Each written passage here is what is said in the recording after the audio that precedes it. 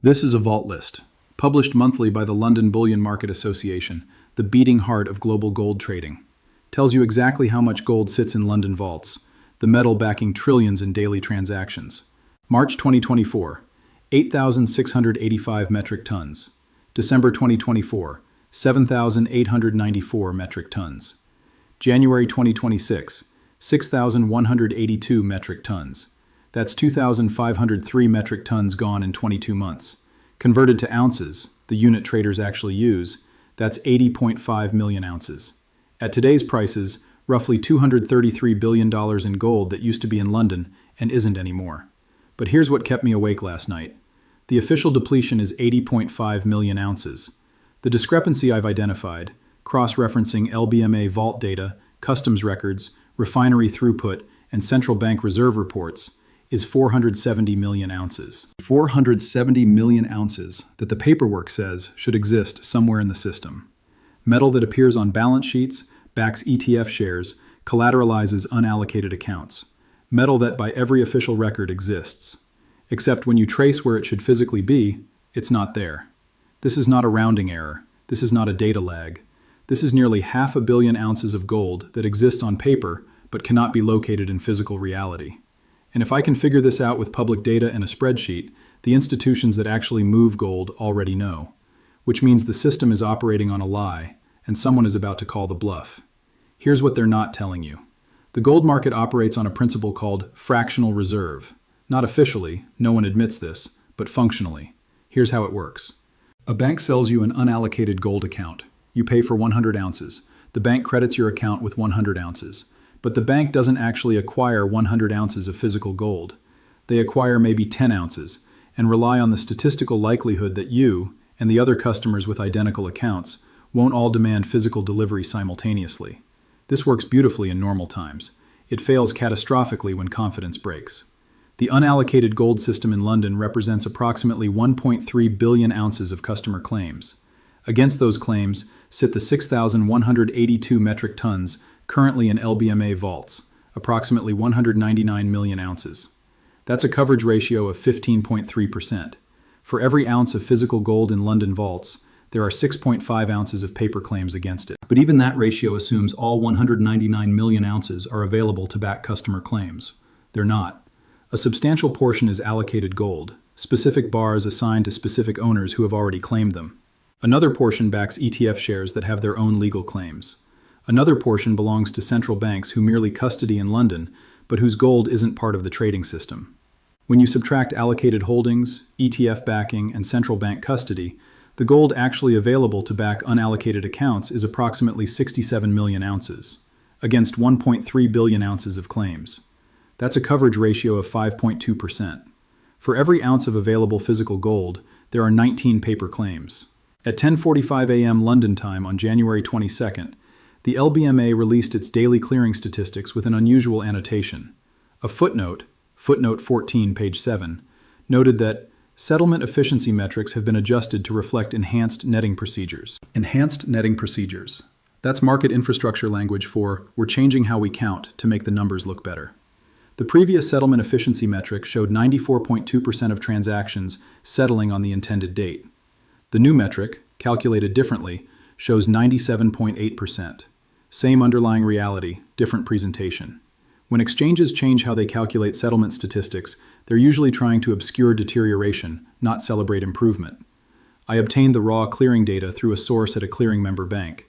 The unadjusted settlement rate, using the old methodology, has fallen from 94.2% to 87.3% over the past 6 months. Nearly 13% of gold transactions in London are failing to settle on time. That's not a market functioning normally. That's a market where physical delivery is becoming increasingly difficult because the physical gold to deliver is increasingly absent. The mechanism of the disappearance is traceable. Gold doesn't vanish, it moves. The question is, where did 470 million ounces go? The LBMA depletion of 80.5 million ounces is partially explained by documented flows. Central bank repatriation. Germany, Netherlands, Poland, and Hungary have together repatriated approximately 1,100 metric tons from London over the past 5 years, 35 million ounces. This metal was always legally theirs. They simply moved it from London custody to domestic vaults. Asian demand. Switzerland's customs data shows gold exports to China, Hong Kong, and India averaging 150 tons monthly, roughly 58 million ounces annually. Much of this metal originates in London, gets refined in Switzerland into smaller bars preferred by Asian buyers, and ships east. ETF backing.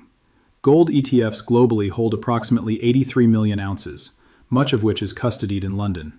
As ETF holdings have grown, available float has shrunk. These documented flows account for perhaps 200 million ounces of the discrepancy.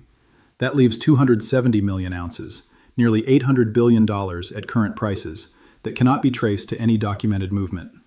At 3:30 p.m. Eastern on January 23rd, I spoke with a former LBMA board member who left the organization in 2024. He agreed to discuss the inventory situation on condition of anonymity. The unallocated system has always been fractional, he said. Everyone knew. The assumption was that demand for physical delivery would never exceed available supply. That assumption held for 40 years. It's not holding anymore. I asked about the 470 million ounce discrepancy. The number doesn't surprise me. What surprises me is that someone outside the system calculated it. The internal estimates are higher. Higher. The people running the gold market believe the gap between paper claims and physical reality is larger than 470 million ounces. This is where the lie becomes unsustainable. The London gold market processes approximately $50 billion in transactions daily. That volume depends on confidence that paper claims can convert to physical metal on demand. The paper-physical spread in gold has widened to 12%. Physical gold trades at $3,240, while paper spot quotes $2,891. That spread is the market's way of pricing the probability that paper won't convert. A 12% spread implies the market assigns meaningful probability to delivery failure. Not certainty. If delivery failure were certain, paper would be worthless, but enough probability to justify paying a substantial premium for metal you can actually hold. The COMEX fracture in platinum, where paper and physical diverged by 118%, shows what happens when that probability crosses a threshold. The question isn't whether London gold will fracture the same way. The question is, what level of withdrawal demand triggers the fracture? At 7:15 a.m. London time on January 24th, the Bank of England, which operates the largest gold vault in London, holding approximately 5,100 metric tons, issued a notice to customers regarding queue management for withdrawal requests. Queue management. The Bank of England is telling customers that withdrawing their gold now requires waiting in line. The notice specified that withdrawal requests would be processed in the order received, with current estimated wait times of 8 to 12 weeks for standard requests. Emergency withdrawals, requiring demonstration of immediate operational necessity, could be expedited to 4 weeks. The Bank of England is the custodian for central banks. When they're imposing 8 to 12-week withdrawal queues, the physical gold situation is worse than any public data suggests. When central banks queue for their own gold, the message is clear. Central banks don't store gold in London because they like English weather. They store it there because London was, historically, the most liquid market for physical gold. If they needed to sell or swap gold, London was where the counterparties existed. That liquidity advantage has become an illusion. The gold is theoretically in London, but practically inaccessible on any timeline relevant to crisis response. A central bank facing a currency crisis that needs to mobilize gold reserves immediately cannot wait 12 weeks. The repatriation trend that's already depleted 1,100 metric tons from London will accelerate. Every central bank is now doing the math. Is the convenience of London custody worth the risk of being locked in a withdrawal queue when we actually need our metal? The answer, increasingly, is no. At 11:30 a.m. Eastern on January 24th, Poland's central bank announced it was accelerating its repatriation program. Their remaining 100 tons in London would be moved to Warsaw as soon as logistically feasible. The announcement specifically cited recent developments in gold market infrastructure as the motivation. Poland isn't acting on a theory. They're acting on inside knowledge of how tight London's physical supply has become. Less than 90 days separate current market conditions from a potential LBMA delivery failure. The math is straightforward. Current monthly withdrawal demand from London vaults, approximately 150 metric tons, 4.8 million ounces. Current vault inventory, 6,182 metric tons. If withdrawal demand remains constant, 41 months of inventory remaining. But withdrawal demand isn't remaining constant. It's accelerating. The platinum fracture, the COMEX investigation, the Bank of England queues, Each development triggers more withdrawal requests from entities that previously trusted the paper system. If withdrawal demand doubles, which the Bank of England Qs suggest is already happening, the runway shortens to 20 months.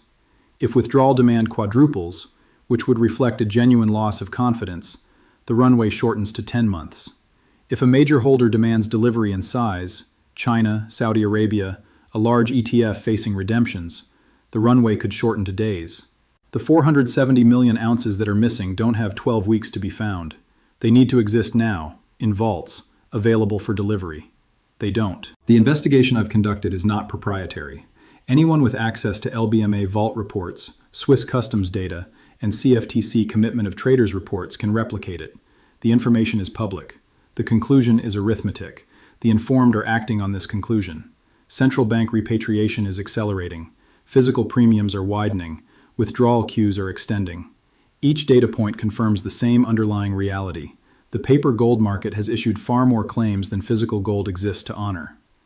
At 4 p.m. London time on January 24th, a major bullion bank, I've been asked not to name them, sent a notice to institutional clients advising them to consider the timing of any conversion request from unallocated to allocated status. Consider the timing. Banking language for do it now, before you can't. The bank isn't telling clients the system is about to fail. They're not allowed to say that. They're telling clients that conversion, from paper claim to identified physical bars, is getting more difficult, and may get more difficult still. The clients receiving this notice are hedge funds, family offices, and sovereign wealth funds with gold positions measured in billions. If they act on the advice, if they collectively convert unallocated to allocated, the remaining physical inventory depletes that much faster. The notice itself accelerates the dynamic it warns about. This is how bank runs propagate. The warning to protect yourself, when heeded, creates the crisis you're protecting yourself from. What the informed understand is that the gold market is experiencing the same dynamic that destroyed every fractional reserve system in history. The claims exceed the reserves. The system survives as long as no one demands full settlement. The moment enough participants demand settlement, the fraud becomes apparent. The word fraud is precise. If you sell someone 100 ounces of gold and only hold 5 ounces, you've sold them something that doesn't exist. The transaction is legal under current market conventions, but the ethics are indistinguishable from fraud. You've taken money in exchange for a promise you know you cannot keep if tested. The London gold market has been making these promises for decades. The promises were kept because they were never tested. Now they're being tested. 470 million ounces.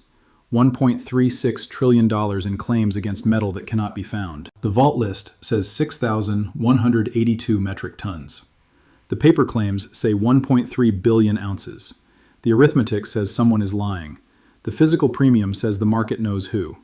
The question is not whether the discrepancy exists. The data is clear. The question is whether the discrepancy resolves through orderly price adjustment, gold rising until paper claims are valued appropriately against limited physical supply, or through disorderly delivery failure that destroys confidence in the paper market entirely. The platinum fracture suggests the disorderly path. The COMEX investigation suggests authorities recognize the risk. The Bank of England withdrawal queues suggest the stress is intensifying. 470 million ounces, not in London, not in documented transit, not in any vault that publishes data. The gold exists on spreadsheets, in account statements, in ETF prospectuses. It does not exist in physical reality. The gap between those two statements is the gap between the financial system you're told exists and the financial system that actually exists. Every paper claim, every unallocated account, every ETF share not backed by specific allocated bars, every futures contract without intent to take delivery, is a claim on metal that may not be there when you demand it. The people who understand this are converting paper to physical as fast as withdrawal queues allow. The people who don't understand this are holding account statements that say they own gold. Account statements are not gold. The 470 million ounces are missing because they were never there. They were ledger entries, not metal. Promises, not possession. Claims that multiplied through a system designed to create the illusion of liquidity, while the actual metal flowed east to buyers who take delivery. Where did the gold go? The gold that exists went to China, to India, to central banks that don't trust paper systems. It went to private vaults in Singapore, to family estates in Switzerland, to anywhere that isn't a Western financial institution promising more metal than it holds. The gold that doesn't exist never went anywhere. It was only ever a number on a screen. And numbers on screens don't survive the moment when enough people demand to hold what those numbers represent. 470 million ounces. The largest discrepancy between paper claims and physical reality in the history of gold markets. The vault lists are public. The claims data is public. The arithmetic is fifth-grade math. The question is whether you do the math before or after the system does it for you.